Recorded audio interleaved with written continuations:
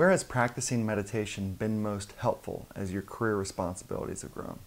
Well, integrating meditation as not just meditation. So I see, when I think of meditation, or I think when people think of meditation, it's the sitting quietly, not doing anything. And what I've had is, I've had a long practice of doing that, over 10 years of the quiet sitting meditation.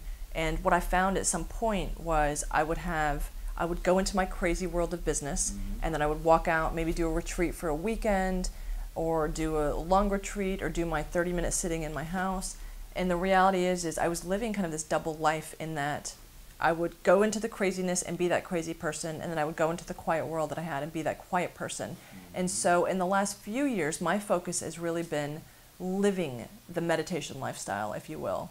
And that is, meditation is really about attention. It's about where you choose to put your attention at any given time.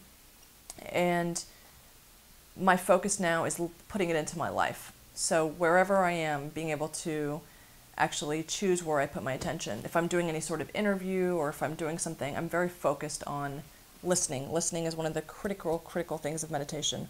Or if I have something very small I'm doing, like I'm walking from the door of my car door to a building, my focus, I call it, it's my walking meditation, where I just focus on the bottom of my feet. And the reality is I'm kind of letting go of all the anxieties and things that I think are so important, and everything during that day that I just can't let go of and has to get done, and somebody said this and so said this. I just kind of let go of all the thoughts. And it's for me, it's how do I put it into my day every single day. And it's also more of a challenge because I have a baby. So I will tell you, when you're waking up, I don't know, every 3 hours of the day, and you're only sleeping in 45-minute slots, the idea of sitting there and doing an hour meditation when you're extraordinarily sleep deprived is not as practical. And the reality is I don't want to let go of that lifestyle, but how do you make it your lifestyle? Yeah. And I have had enough introduction to the effects it has and how amazing it is to do the sitting, to where I'm able to do that. And there's a lot of people, when I train people in stress management through meditation,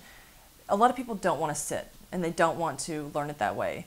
And I have an attitude, and not everyone would share that, but it's like, okay, if you don't want to sit and do it this way through body scans or through sitting meditation, let's talk about how you can integrate the mindset into your life. And I'll take people through that angle, and if later on they build themselves up to a place of sitting, that's wonderful. But if they never even make it to sitting, it doesn't matter to me, as long as they have an understanding of they have control over their destiny.